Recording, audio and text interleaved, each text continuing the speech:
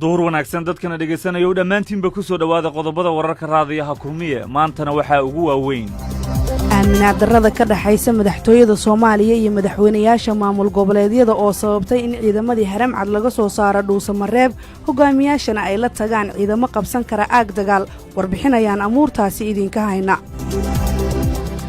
madaxweyne lafta gareen oo gaaray Dhuusamareeb iyo madaxweynayaasha Jubbaland iyo Puntland oo goordhow ku wajahan magaaladaasi shacabka magaalada Muqdisho aragtidooda ka dhiibtay waxa laga filan karo shirka madaxda maamul goboleedyada dalka ee Dhuusamareeb ka furmaya ciidamada ammaanka oo baadigoobaya nin xalay dad isku qoys ah ku laayay duleedka Muqdisho xilli qorogii uu watay gacanta lagu dhigay al-shabaab oo burburiyay xarun isgaarsiineed oo ku taalay gudaha dalka Kenya ciidamada Jubbaland iyo al-shabaab oo dagaal muddo kooban socday uu ku dhex maray duleedka magaalada Kismaayo dawladda dalka Jabuuti oo deeq dawo amaanta gaarsiisay isbitaalka guud ee magaalada Beledweyne Shiinaha oo difaacay hay'adda caafimaadka adduunka kadib eedeymo kaga yimid dawladda Mareykanka kumanaan ruux oo la saadaaliyay in maalin walba ay gaajo u geeriyoon karaan dabayaaqada sanadkan duhur wanaagsan mar kale waa khamiis 9 bisha 7 sanada 2020 warka kulmiye waxa si wada jira u soo jeedinaya anigoo Amaale iyo Axmed Saciid Axmed isla Axmed ayaa warkeena duhurnimo soo saaray ku soo dhawaada warkii oo dhameystiran aan ku bilownay magaalada Dhuusamareeb ee xarunta Galmudug waxa isugu tagaya hogaamiyaasha dawlad goboleedyada dalka waxaana halkaasi ay ku yeelanayaan shir aad loo hadal haayo ay uga hadlayaan xaaladda siyaasadeed ee dalka waana kii ugu horeeyay oo ay kaligood isugu yimaadaan tan iyo sanadkii 2018 waxaana markaasi wixii ka dambeeyay ay dawlad goboleedyada qaar ka cabanayeen faragelin ay sheegeen inay ku haysto dawladda federaalka Soomaaliya si kastaba arrinta xusida mudan oo dad badan ka yaabisay ayaa in madaxda dawlad goboleedyadu ay dalbadaan in ciidamada Haramcad oo ka tirsan booliiska Soomaaliya magaalada Dhuusamareebna ku sugnaa halkaasi laga saaro iyo guud ahaan Galmudug waxaana shalay galab diyaarad looga soo qaaday Dhuusamareeb iyada oo la keenay magaalada Muqdisho ciidamadii halkaasi ku sugnaa ee Haramcad intaasi kuma ekaane walwalka la xiriira ammaankooda haddana madaxweynayaashu waxa uu mid kasta oo tagaya Dhuusamareeb uu la tagay iskana sii hormariyay ciidamo fara badan oo xitaa qaarkood aad moodo sida ciidan u socdo furun dagaal marka gaadiidkooda dagaalka iyo tiradoodaba adeegta su'aal dad badan ay isweydiinayaan ayaa maxaa xilligan keeni kara in iyada oo la tagayo Dhuusamareeb oo kamid ah magaalooyinka ammaankooda uu hagaagsan yahay dalka in waxa soo ciidan ay wataan madaxda iyada oo ay hore u joogeen ciidankii Galmudug kuwii militariga Soomaaliya ciidamada Itoobiya iyo kuwa Jabuuti oo qayb ka ah howlgalka AMISOM iyo kuwa kaleba xildhibaan Cabdirasaaq Axmed Jindi oo kamid ah golaha shacabka Soomaaliya ayaa qaba in aaminaad darrada ka dhaxaysa dawladda federaalka iyo dawlad goboleedyadu ay arrintaasi sababtay iyada oo la xasuustaba uu yiri weerarkii Cabdiraxmaan Cabdishakuur iyo xarigii Mukhtaar Roobow laba sababa kordhisay cabsida noocan waa mar hore dawladda tiriba waa gabaabsi baba dibkeeda laho dawlad gabaabsi waxa laga yaabaa inaanay cidna ixtiraamin oo wax kasta sameeyso horta cabsi way iska jirtaa labo awlaada ama kala fogaanshaha dawladda federaalka iyo dawlad goboleedyada laftirkeeda oo muddo la kala fogaay maxay awal waa la is aaminsanay dib ma jirin wixii marka waxa soo bixisay cuqdada dawladda federaalka qofkii la dagaalsan tahay sida Cabdiraxmaan Cabdishakuur lagu sameeyay si lamid ah lagu sameyn karay si ka daran ma taqaanaa Mukhtaar Roobow loo soo qabtay iyo loo isticmaalay dawladii Itoobiya loo isticmaalay waxaas cabsidaas faraha badan la keenay laakiin istifaalaha soo baxaya waxa weeyo inuusan is aaminaad jirin ilaa ay hawshan dhan uga dhacayso sidoo kale xildhibaan Jindi ayaa sheegay in arrintaasi ay tahay dhaqan aan wanaagsaneyn oo hadda bilowday ayna ahayd in hogaamiyaasha maamulada ay aaminaan Galmudug iyo madaxweynahooda Axmed Qoorqoor oo casuumaadda fidiyay Dhuusamareeb waxa ka jira dawlad goboleed ilaa xad xoog badan oo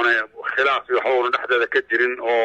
niman dhalinyaro oo diyaarsan ay qabteen inkastoo ay xukunka ku cusub yihiin haddana ciidan diyaarsan oo aad u tababarna way haystaan aniga waxa ay la sicmeeday inay madaxweynayaasha dawlad goboleedka aaminaan oo dhaqan hor loo qaab daran oo dib badan aanay keenin oo waswaas leh madaxweyne Qoorqoor leader cusub oo soo baxay weeye ilaa xadna waa diyaarsan yahay dawlad goboleedkiisa in la aamina aniga la fiicneeday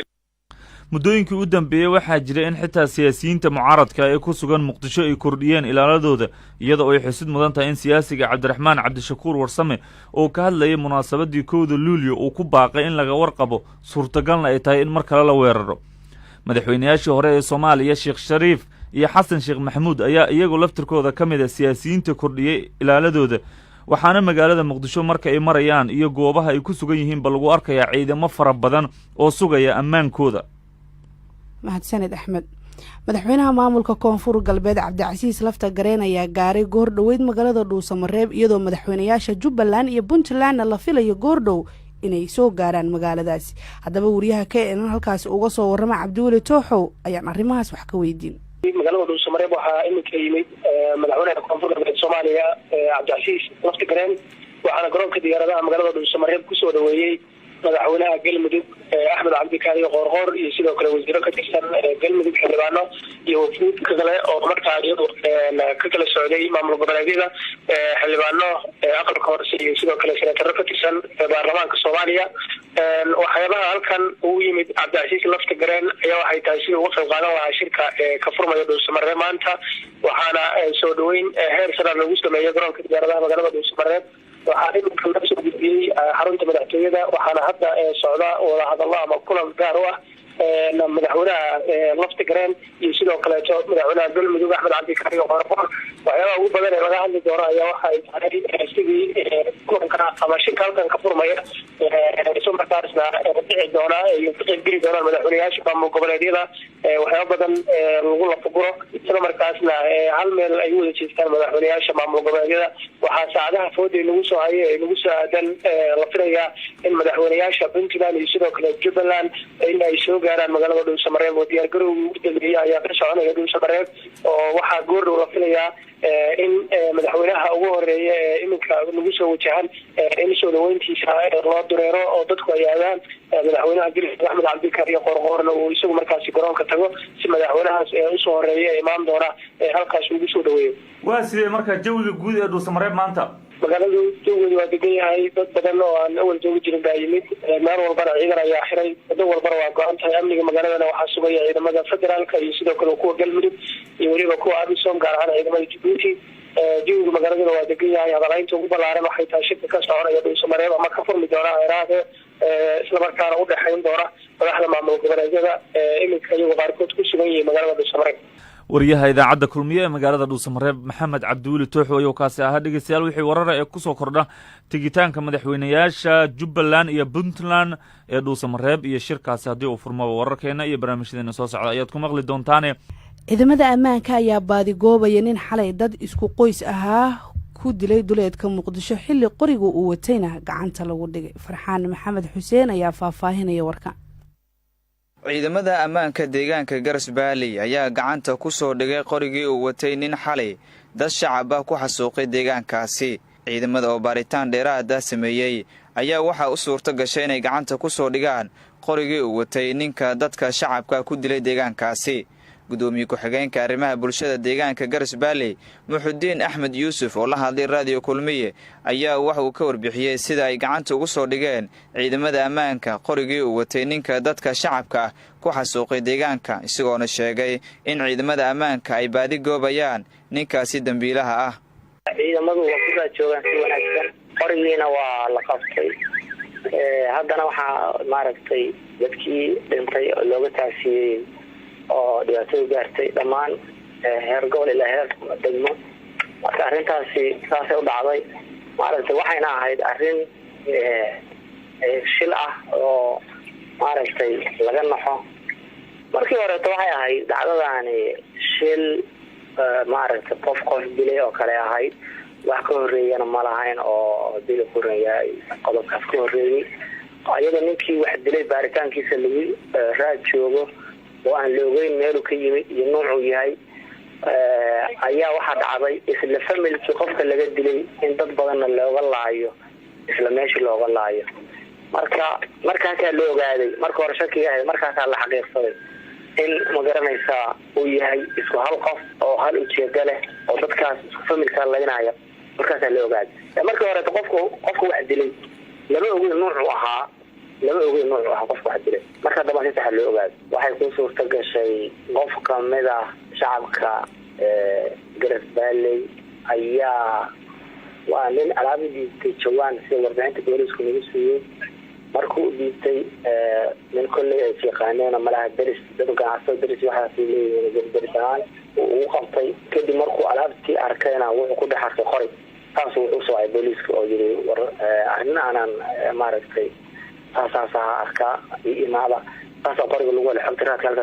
ninka ay hadda ciidamada ammaanka baadi goobayaan ayaa xalay wuxuu deegaankaasi ku dilay ilaa 4 qof halka 5 kalena uu dhaawacay kuwaasi oo dhammaantood ahaa dad isku qoys ah. haddaan markaan eegno wararka Kenya kooxda al-shabaab ayaa weerar ku qaaday xarun isgaarsiineed oo ku taala gudaha dalka Kenya waxaana lagu soo waramayaa inay burburiyeen qaybo kamid ah shirkadda oo dagaal uu ka dhacay. Maslax Abuukar Xaaji ayaa faafahinaya. wararka ka imaanaya ismaamulka Gaarisa gaar ahaan tuulo lagu magacaabo Korakora ayaa waxa ay sheegayaan in xalay halkaasi ay weerar ku qaadeen rag hubaysan oo loo malaynayo inay ka tirsan yihiin al-shabaab iyadoo weerarkaasi ay ku beegsadeen xarun ay leedahay shirkadda isgaarsiinta Safaricom ee laga leeyahay dalka Kenya. waxaana dadka deegaanka ay ku warameen in dagaalyahanadan oo tiradooda ay ku qiyaaseen ilaa 20 ay si toos ah u beegsadeen ciidamo ammaan oo halkaasi ku sugnaa kuwa oo ilaalinayay xaruntaasi. dagaal ayaa la sheegay inuu dhex maray labada dhinac lamana oga khasaaraha rasmiga ah ee halkaasi ka jira.